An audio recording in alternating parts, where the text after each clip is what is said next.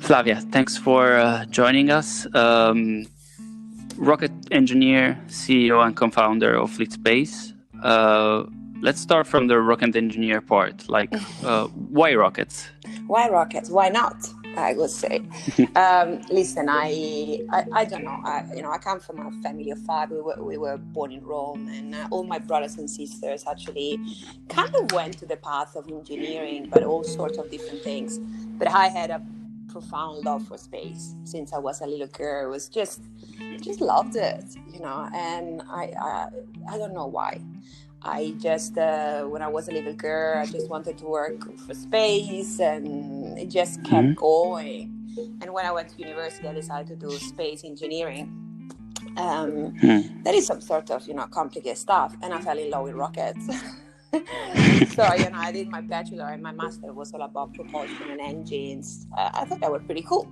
So, I started studying them. And again, I'm a normal person, not like a genius or something. I really love the topic. So, I studied it. So, very cool. I got into rockets weirdly, and I'm no expert or anything of rockets. Of course, Elon Musk, SpaceX is on everybody's mouth, and it's probably one of the subjects that's intriguing most of the wider audiences and dragging them into the subject of space exploration. Yeah. Always loved space, so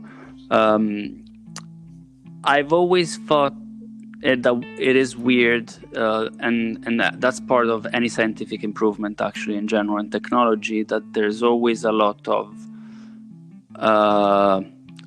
what would be called defense or war involved in what's pushing scientific evolution. So in this instance, speaking of rockets, of course, V2, von Braun, and the support he gave when he came over to the US with regards to the space race. What's your point of view on technology evolving in the way that one day it's probably going to be, of course, even the GPS we use initially was of military use, so it has to go through the process, and unfortunately it is the industry that's pushing mostly evolution. Do you see any other industries working in this industry that are helping push and boost space exploration beyond military and defense? Different defense. I mean, you're making a great point, because if we see the advancement in rocketry during World War II, it's amazing. But not just space in general, aerospace. It's just unbelievable. So why that happened, and so I'm very fascinated about that. So why that happened is really because of the availability of funding, right? So there was so much money that were poured in order to achieve a goal. Forget about what type of goal was it, okay? That was a war and defense. Space has always been very much defense-driven because it was always the area in which there were more money. Space is expensive. Space is expensive. It's always been expensive. What has been changing that I think is what fascinates me in the past 15 years, since I went out of uni, I started working, I could see a shift, okay, in how space is approached. And for the general public, it's difficult to understand, but Elon Musk that you mentioned, but not just him, like Richard Branson or Jeff Bezos, right? Yeah. They enter in the space market not from a defense background. They enter in the space market from a software background. So not Richard Branson, because it was a little bit different. Virgin at the beginning was not software, but other industries, I say. So what is fascinating here is that during the software.com revolution, all this, Elon Musk made his money with PayPal, right? And of course, Jeff Bezos with Amazon is still making a lot of money. So what they've learned is it's what we all call now software agile. Okay, so the ability to do small increments in every technology development. So of course they have done it in PayPal, and people have done it in Uber and Airbnb, but their idea was, can we apply the same thinking process in something so complex like space development? And they did it. So what they brought onto the table is the idea that you don't need to build a rocket of $1 billion. You do not need to build a satellite of $1 billion. There's something else. because that kind of scenarios in which a satellite is $1 billion, the rocket is a government scenario. Like a girl like me, where do I find $1 billion to launch satellites? You know, like Exactly. it's a Exactly. hunt. You know, so it kind of is a very, and you know, it reminds me of the supercomputer. You know, at the very beginning when computers were invented, you know, if you think about that movie that I really like, Hidden Figures, in which they had this gigantic IBM computer. I love this story. That was just a computer that was affordable by NASA. You know, now we have an iPhone that is way more powerful than that computer. So there is a moment in history in which technology just get out of who can afford them. And there are other industries that participate to make it happen. So what Elon and Jeff and the big space entrepreneur has done is bringing a different point of view. So what people need to understand in our space is not, so I build small satellites, okay? Usually you got a massive satellite, it's $1 billion, it's big as a bus. Now I build satellites as small as a shoebox. It's the same concept of the big IBM computer becoming a small iPhone. Same concept. And this is achieved with agility, with software, with a different approach in technology development, right? So the fascinating thing is that everyone can do innovation without having to go through a war. That is actually pretty important. So I think the key point you're bringing up here is also having a different point of view, perspective into areas that normally would have been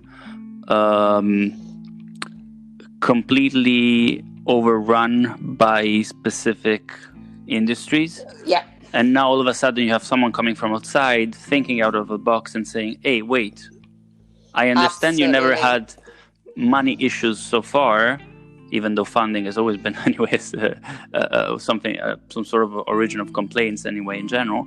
But then I understand you never thought about this, but what about if we recycle the engine or the rocket we're using? Or what if in your case you're making the satellite smaller, therefore you need less fuel? And we'll get into, of course, all the details. Absolutely. And you know that Elon is actually doing this with everything. Like, you know, if you look at the automotive industry, is looking at it and saying, what if?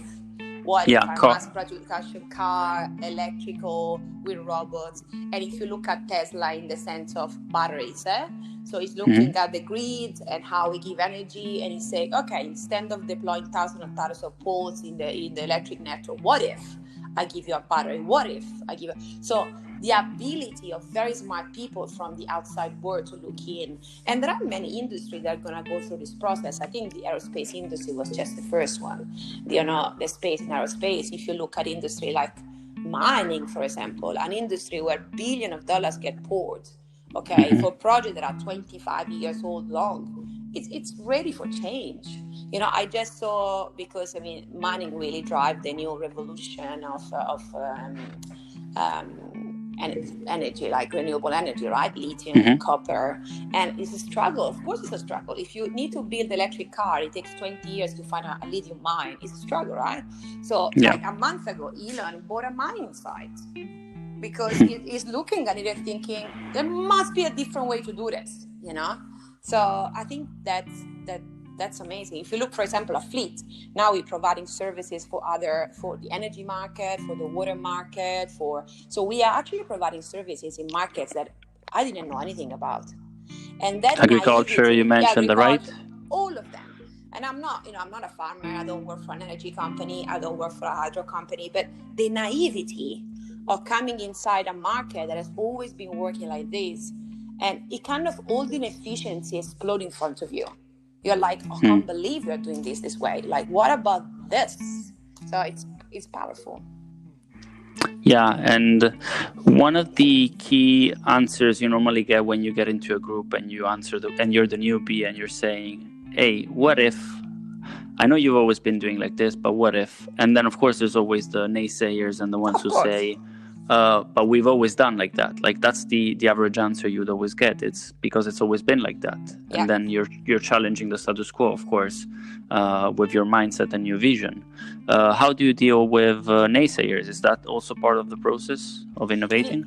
It is part of the process. So what is interesting about big enterprises and companies that actually are the end users of new technologies.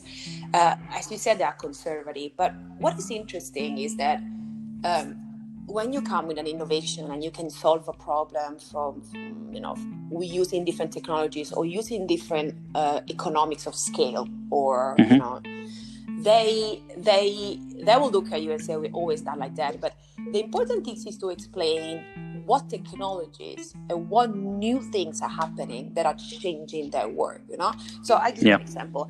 Fleet does Internet of Things. So we have a satellite constellation. So there are two points, The change is happening in space, so you can deploy a satellite constellation with very small satellites in a fraction of the price of a big satellite. It's fantastic, great, big disruption. So that allows you to deploy a constellation of $100 million instead of 10 billion. So the economy, like the benefits and how much you can charge changes. So suddenly there is an explosion of things that you can do on the ground with it.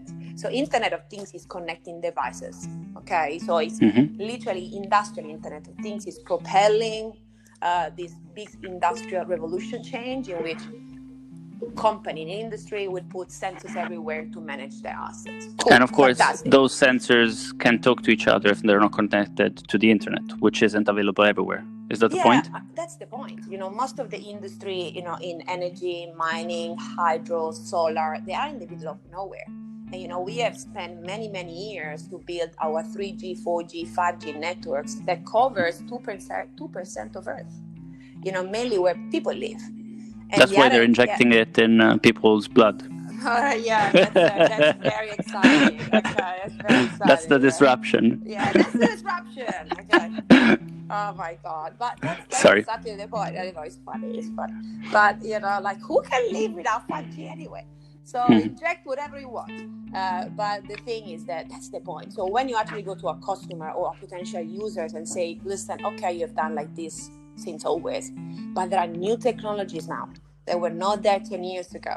So the economy of scale and the opportunities are changing. So no matter how much you say no, I'm going to show you that this is going to change. So innovators cannot get no as an answer. You can't, because you will receive plenty of no, particularly when you are an outsider entering an industry. And, when I work with my operators in hydro and gas and transmission network, what do I know about these things? I'm learning and I'm smart, okay? But for the first time, it's like, what is this space person really wants from us anyway? Okay, so it is a journey, but it's super rewarding, right?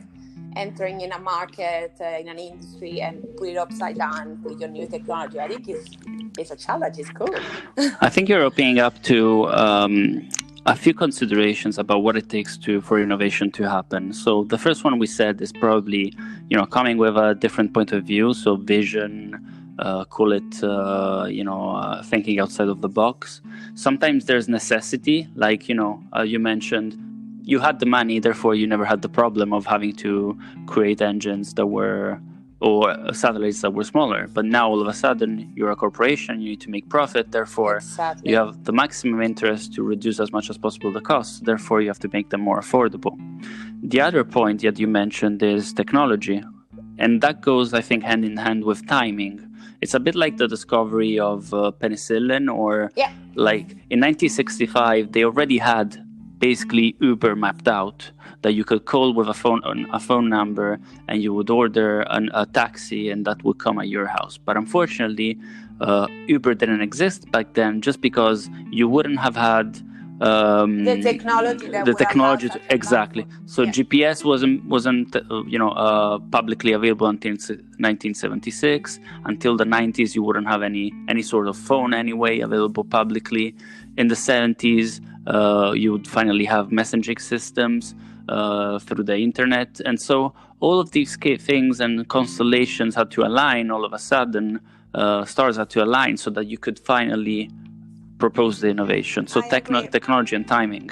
I agree, and there are a lot of ideas that these are not new ideas. Even the Internet of Things revolution is solving old problems Just technologies are here to make it happen.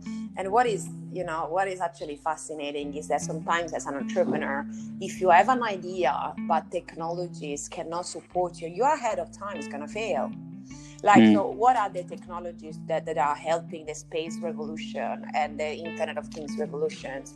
They are power and computing.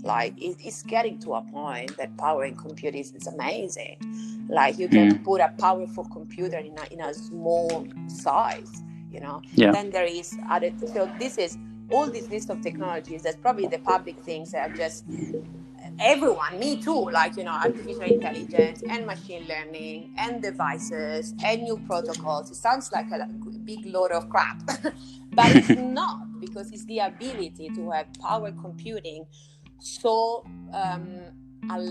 intense that you can actually do with computer many things that are actually fascinating. And it could have not happened 10 years ago, 20 years ago. That's it, as simple as that.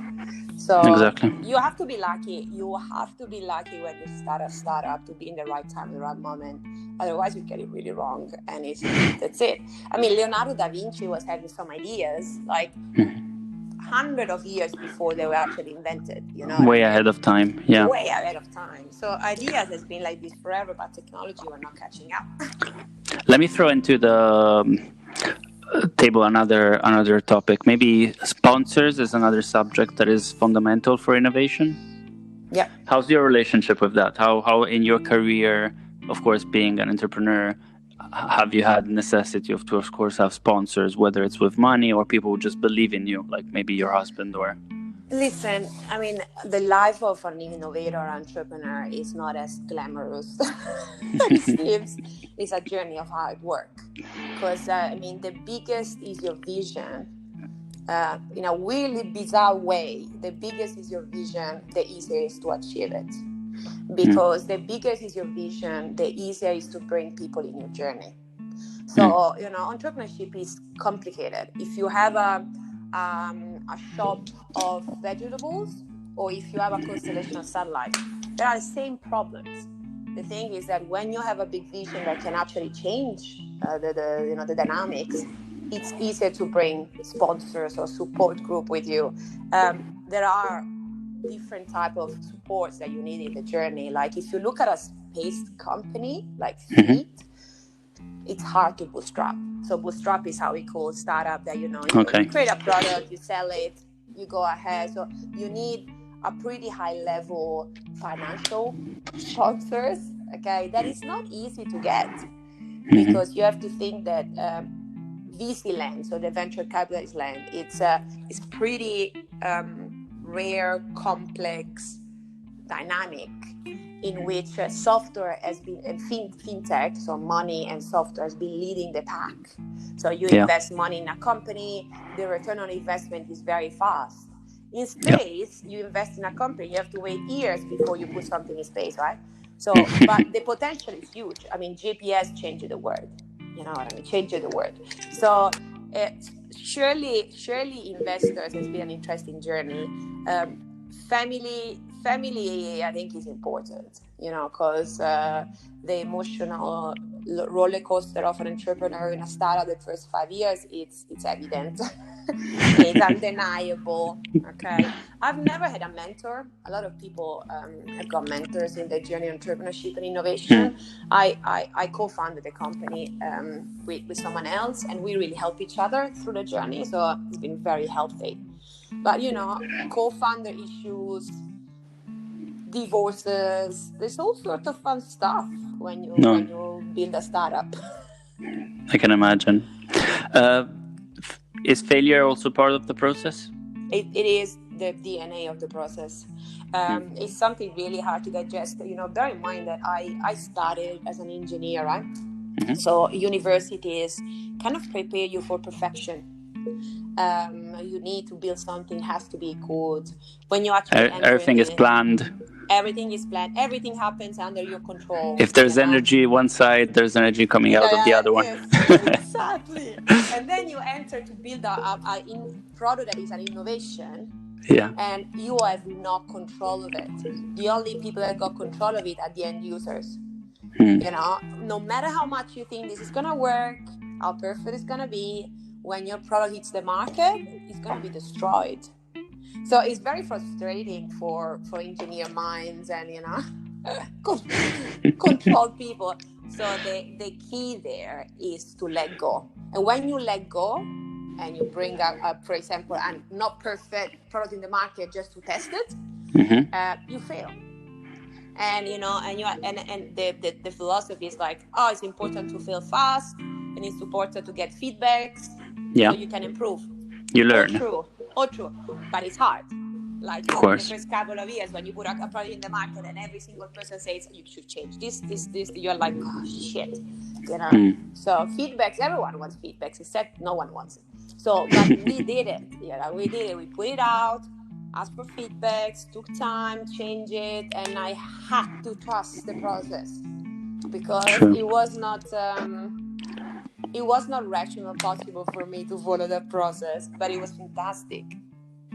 It reminds me of the phrase from Neil Armstrong when he had the first accident with the lunar landing module test vehicle. So he said, like, we need to fail here so we don't fail up there. I remember that. You have to know that's once you get into the journey, you know that's going to be part of the process. There's no way out of it. There is no way. I actually, in a weird, bizarre way, I've understood that who doesn't fail doesn't move. You know, you see big corporate never enter a new market because they are afraid to fail. I know. I'm been fascinated to watch during 2020 the coronavirus vaccine journey, right? In which you have all these startups around the world, big startups, okay, but trying, having an agile environment in which they try and fail. Maybe not so stressed to comply with regulation as much as a big corporate. So the vaccine that went ahead in a short period of time, all coming from startups. Come on, that's amazing. You know, it's saving the world. It's mind blowing. So space is the same. You know, instead of launching one satellite in 10 years, launch satellites. One is gonna fail, one is gonna make. Just move and learn. Look how many rockets Elon Musk has made explode in space in the air. 3. Elon Musk's story is fascinating because I think he had $100 of a couple of $100 million with PayPal, and then he invested 100 in Tesla and 100 in SpaceX, I think. And the first 3 rockets of SpaceX didn't make it. And when I read the story, you know, after the third one, it was the end. You imagine I've worked in a startup having 100 million, pouring your love in 3 rockets, yeah? And all of them explode. And then he made it. He kept going, you know. I think they even destroyed one of Mark Zuckerberg's satellites at one point. Yes. With the accident. You know, you're making a good example. Like when Facebook put their satellites in their rocket, okay, there was a big satellites. So it was a good investment on Facebook, and they failed because of a rocket explosion. They haven't continued because that was a big satellite. I think it was too expensive. Yeah, it was too expensive. Exactly, it was probably a couple of $100 million satellite. So of course, when you fail, it hurts, and you cannot keep moving. You know what I mean? Competition is another topic I think is worth mentioning, because we mentioned the space race before. So, you know, US against, of course, the Russia. I was going to say Russia, but USSR, whatever it was, CCCP. Exactly. The actual benefit of having people that at the same time are doing the same thing, pushing you forward, and sometimes even collaborating with you, is that something you experience in your daily life? I think it's huge. So there are 2 things that are important to understand. Competition is a big topic in an innovation startup because, like a lot of study, a lot of understanding really tells you that if you're going to fail or not, it's not really depend on competition. It's not because you've got a competitor that you're not going to make it. Okay, so you need to focus on your work. And competition, it's amazing. Like if a competitor is good, and if you read all the stories of when Steve Jobs started, you know, again, Microsoft, you know, stealing each other's, it's a great source, stealing each other's IPs. That that fueled passion, that fueled an absolute innovation flow that is fascinating to watch. In my world, there are competitors. There are 2, 3 that we are doing the same game, and it's the same. They copy us, and we keep moving, and then we achieve, and then we fight, and sometimes we collaborate because we collaborate against the big guys. So actually, because you have the same problems. Yeah. So sometimes we get together, particularly for regulation and all these kind of things. We need to get together to be stronger. But then when it gets to customer, you fight again. It's the nature of the beast. One thing that I struggle, because I'm in Australia right now. One thing that I struggle in Australia is, apart from spiders. Apart from all the other things, okay, like sharks, spiders, and snakes, and all animals. the other things, exactly. But the competition is really, it's not really well seen. So there is a weird culture, okay, so in which if there are too many players in the ecosystem, it's not good for the ecosystem. That's not true. The more players there are in the ecosystem, the market will select. What's the theory of the ice creams, where if you have 2 bars one next to the other, they actually gain more than they would do by themselves? Yeah. Right. It's an economical theory, which I should know, but I can't remember which name. Yeah, it's true. Everyone knows it, So it's just, maybe this country is quite small in a sense of population and quite isolated. So there's never been that momentum of competitors tension, right? I love it that it makes, just these days we have some competition that, something happened, and, it's just gives spice to life, and it makes you think what else I can do to push it forward. So it's really good for the market. Exactly, and it pushes you to be better. It's like getting someone on the, just poking you with a stick, and you're like, hello. Yeah, why should they run? I'm by myself. Exactly. No rush. No rush. Yeah, I agree. Another point for innovation, I think, is, and I think you mentioned this in one of your talks, talking about also Columbus, is the leap of faith. Do you want to talk about it? The leap of faith is massive, in a sense that it's something that I'm learning, that particularly with my co-founder, is big visionary. So when you actually have a vision of technology, a vision of the future, it's actually very rare. And you don't really know. If I look back of all the things that I've learned in the past 5 years, and I look at that girl that started Fleet, I'm so happy that she didn't know what was coming, that she had that leap of faith. Otherwise, I would have been petrified. So you just need to go and trust the journey. It is important. In one of your talks, you made the example of Columbus and the concept of exploration. Do you like getting a bit more in detail about that example? There is a lot of activities in the world, okay, and in Australia to go to the moon. So there is the new, and now I'm telling you why I'm getting there. So there is this Artemis program in US to bring a woman and astronauts back to the moon, and eventually moon to Mars. Okay, and within the next year, right? Yeah, very fast. And and Elon is going. Australia is participating. We are participating. So there's a lot of activity there. What I was trying to say in that talk is that, and there's a lot of elements of things that we have discussed. Okay, so if you look at Colombo, he managed to do what he has done because a lot of technology, what we were saying before about technology reaching one point, and the idea could have been good 20 years ago, but without a couple of technologies, he would have not done it. Okay, so there is that element that is still the same now, in which if you got a vision without technology or without enablers, you're not going to make it happen. Okay, so that is fascinating. The other fascinating thing is that as humans, we are explorers. We need to go, I think it's in our DNA. When we understand something, we want to understand the next. We want to understand the next. I think it's unstoppable. is unstoppable.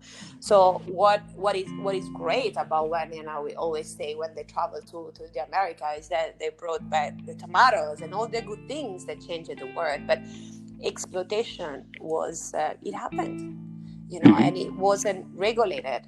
And now we're going to the moon and Mars. What do you think is going to happen? So this is one thing that I discuss a lot, because we are going as a sense of exploration. We are going as a sense of expanding our knowledge. We are going to understand. But what's the line? We need to be careful not to switch from exploration to exploitation. This is what you're saying, basically. Absolutely. And it's which hard. Ultimately might happen. Like, what are the reasons do you think we're heading to the moon now? There are many, but what do you think are the key three? So, NASA is going back to the moon to understand, better the moon, understand better Mars. There is a bit of exploration sentiment. There is also the feeling that we give humanity a plan B that I love. Okay, that I love, because, while we keep ourselves busy to fix this Earth, I think it's good to give humanity a plan B. That's fun. It's great. Okay, the reality is that the planets that we can reach now for technologies like Mars and the moon, there is not even a planet, with the technology that we got today, we can just reach them, and they are not really perfect for human establishment. Okay, so Mars is pretty tough. Exactly. So what the consequence will be that we will have to use the resources that we found there. We will have to. So we will have to use resources. We will have to look for water in order for this to happen. And there are many countries going there. There are some treaties, like the Moon Treaty, that kind of regulates how things are used. So you can dig to find water or to understand resources, but you cannot dig to get fuel for your ship. Okay. But is it going to be like this forever? Because eventually, if we keep growing, people will have to come back. That will need fuel. Also, if China decides that they want to dig to do whatever else, who's stop them? Stop them?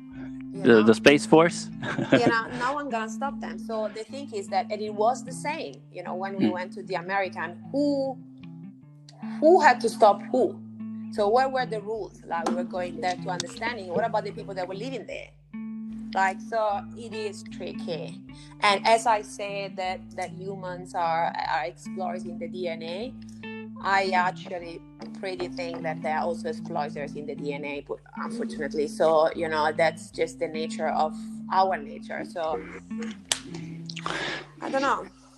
Tricky. I don't know if they have the word in English, shoveling your feet with a shovel, but this is basically what we tend to do. By being exploiters, we end up then doing ourselves more harm than good. And listen, on the other hand, we don't have to be too pessimistic. Okay, Earth is struggling, but what I've been seeing the past 5 years in terms of movements and initiatives is fascinating. All the change into renewable, all the work that Elon is doing, all the change in coal, all the government participating. It's actually beautiful to watch. Yeah, I come from an industry who's trying to change that also. So, and I see that it's become like, we had a meeting today, and sustainability is the number one topic for everyone. And it's not because it's fun and it's PRable. It's because there's no other way. There's no other way. It's the same. Like when I serve my customers, because we have heavy industrial customers, I try to serve the customers that have got a sustainability or some sort of love for their product, not just producing coal, not just I am a climate change activist, so I try to solve it. That's good, but also because it's a bad investment. This is not the future. The future is not going to go there. It's a stupid idea, and so it's been quite beautiful to see all this new generation embracing this. So it gives a lot of hope that this new generation probably gonna make good decision also in other planets. Let's hope. Yeah, or also because we will have to live in other planets, probably change slightly our DNA. Oh my God! And adapt. with biogenetics and so on, probably will also be different humans and maybe better. Who knows? Exactly. Let's see. We shall see. I hope better. Let's go back to Fleet. You mentioned that Internet of Things and, of course, a couple of applications. Could you make some practical examples of maybe 2-3 areas? Yeah. So you bear in mind that it is a satellite service that serves connectivity of devices in areas where there is no connectivity. Okay, so industries without connectivity, what it means is that the operation is really manual. People get in cars, go and check. So the efficiency of the entire operation is complicated. So the main application that we have are in this type of industry. So the industry where connectivity is not available, hydroelectric companies, like the big companies that produce energy from water. Amazing. Yeah. Okay, and there are everywhere in the world. There are like thousands of them. They're usually very much in the mountains, very remote areas. Yeah, very remote, like mountains, remote. So this is where there are dams, pipelines and stuff like that. Their operation has been historically really, really complex. People in car go in there, check for leakage. The consequence of that is a pretty heavy human intervention plus waste of water. Because if you don't see what's happening, you don't understand. So, in this enormous asset management system, sometimes you've got water floating from days out of a pipe because it's in the middle of nowhere. So hydro fascinates me. So the ability to from space, an affordable cost, monitor everything is great. So what people have to say that there are valves to monitor water. There are valves to check if water quality is good. There is valves that tell you about leakages. And even smart screws, I've heard recently, even screws that know when they're slightly unscrewed. So you could even track that potentially. Absolutely. So any change.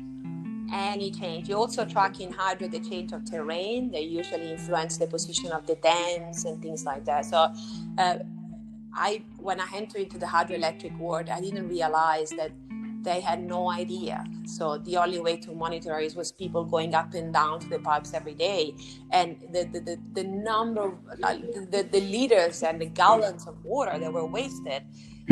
That's unaffordable for where Earth is right now. So satellites, affordable, with this very specific solution. They are helping our satellites, helping hydro company around the world to solve this. That I love it. So this is a very specific use case.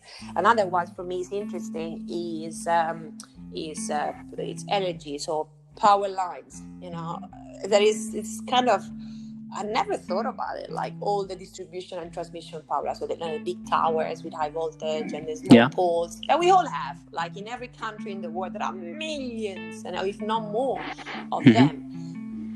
Completely unconnected. So if there is a big of a change in the energy grid. So we are having more electric cars.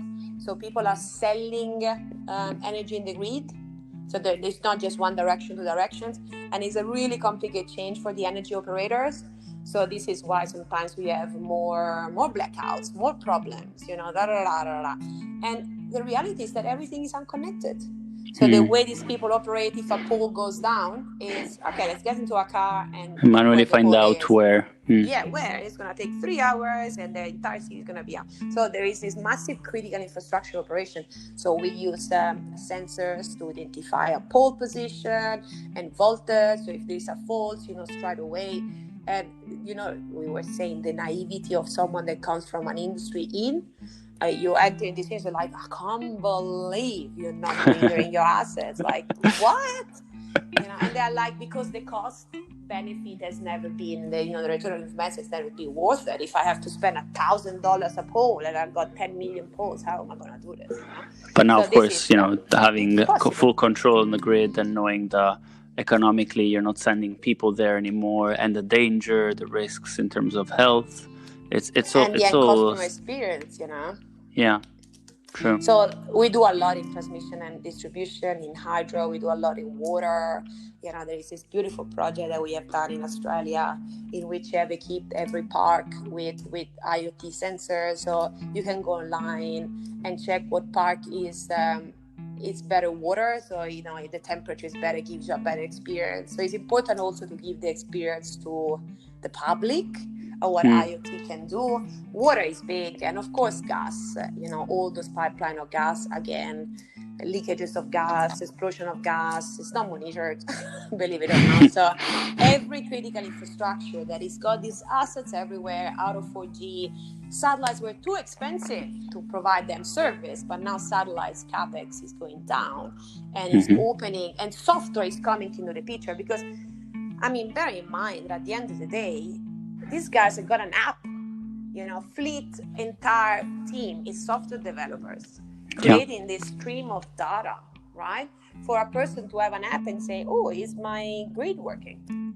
So it's just more complicated, the network part. That was going to be my next question, because of course you're giving a very powerful instrument or technology in people's hands.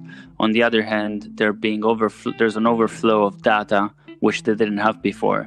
And of course, they're not used to manage. So before, I didn't know. Imagine having an additional sense. It's going to be at the beginning a bit frightening, right? Because you have these feelings, but you don't know where they're coming from, and managing them is not easy. So in the same way, you have more data coming in. You need new software, new people, new skill sets, able to manage that data. And of course, AI is probably going to help in that environment. Is that true? It's very true. So the usability of this technology is the key. And while we're talking about naysayers, the main fear is not really the technologies. The main fear is that how we're going to use this. And I don't have, enough software engineer that understand how to use Zoom. So imagine if I can use this. Okay, so what I love about, I don't love anything about COVID, but one interesting thing is that it's accelerate digitalization a little bit more. So actually people actually use Zoom, use Teams, and is starting using IoT devices because they have to be at home. So what do? It's all about how you present the data. So at Fleet, we got a theory in which if you expand IoT, you don't want to move all this mass of data into Amazon cloud because it's stupid.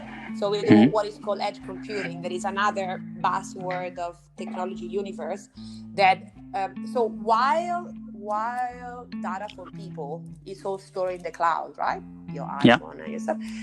The idea of IoT sensors, because there are going to be many, okay, is bringing the intelligence in on the edge, so in the field. So you actually filter the information that you need. And, in the cloud, you just said 1% of them. You know what I mean? Okay. That's what you need. So edge computing is an amazing concept. Like a few years ago, I was invited to a massive Amazon conference in which there were 4 presentations about the power of cloud, and I was changing people's lives. And I had a presentation about it's not cloud, it's edge. The opposite. Yeah, right. But and so it's another thing that everyone is learning. I saw this year that the number of IoT devices in the world is more than iPhone devices and computers. So it's happening. Okay. Cool, right? The other question I have is, so you mentioned nano satellites. Yeah. And how many would you need to cover the entire Earth? So you need and how far are you? You need one to cover Earth. That is what is fascinating about these small satellites. What it means is that you can send data to that satellite. You see that satellites a point of Earth 1 or twice a day, but the satellites see all Earth every day. So, okay, so it's not updating in real time, but you have at least 2 data entries every day. Correct. Okay. And the more satellites you put, the more data entry you have.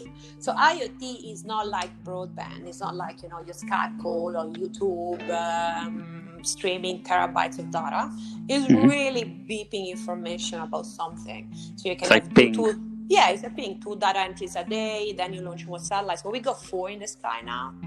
and we are going to launch 3, and then we're going to start mass producing them, so launching many at a time, up to 100 or 140 in the coming years.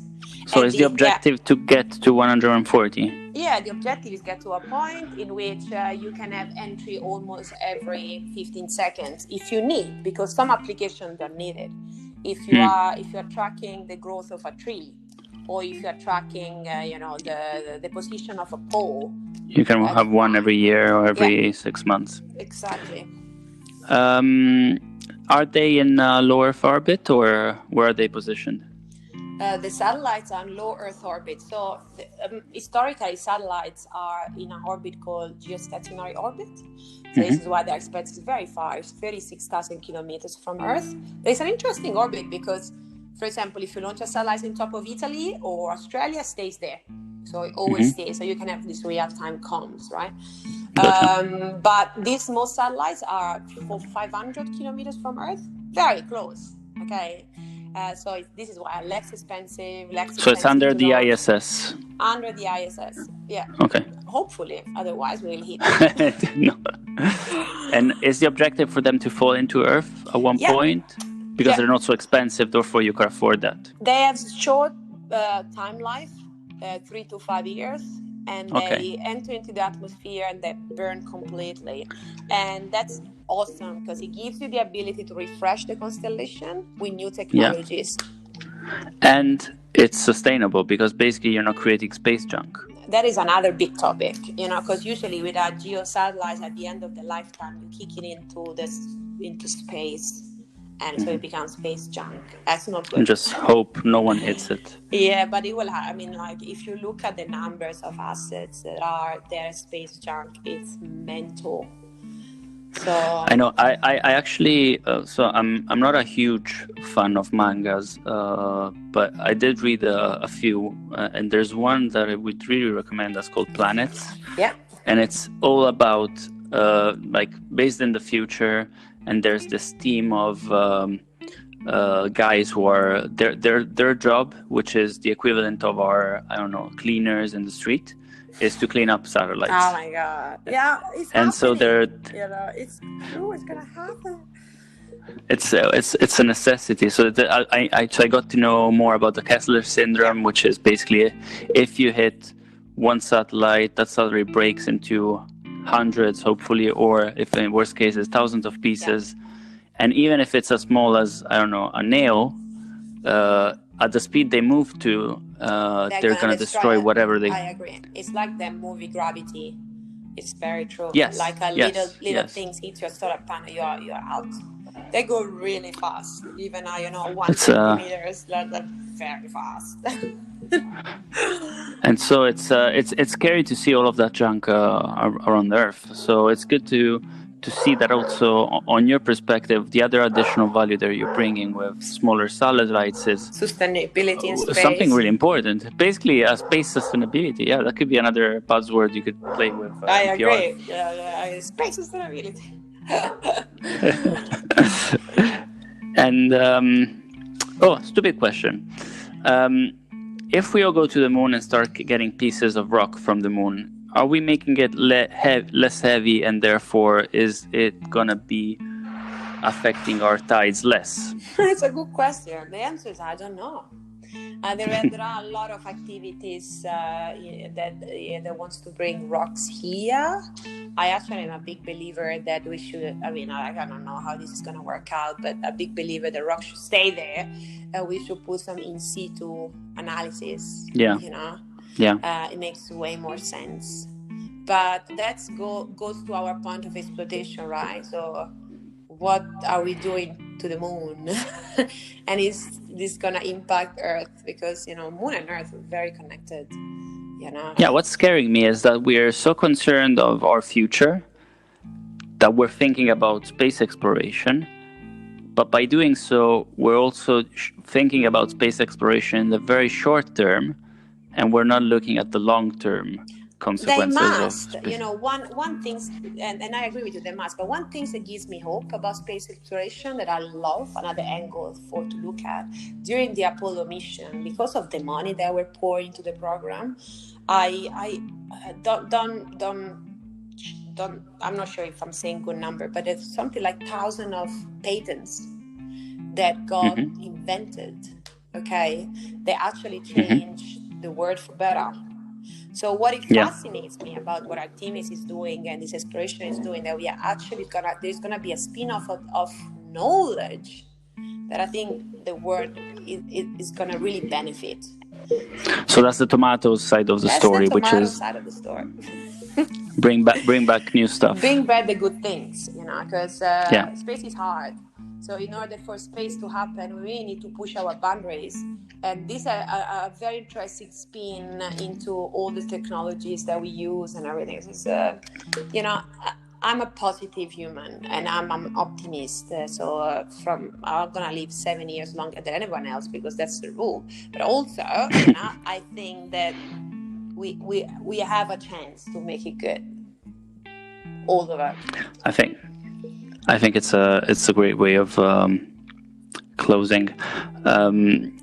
Positivity towards technology and what we're creating today is, I think, a must, and it goes a bit with the leap of faith kind of approach, which is you have to trust your guts sometimes, and you have to be mindful that ultimately things where nature itself will always try to rebalance everything. Absolutely. So nature is a strong force, it's stronger than us. It's kept us here for so long with gravity. Absolutely. And look at everything that has been happening in the past couple of years. It's how nature rebounds while we are all in lockdown.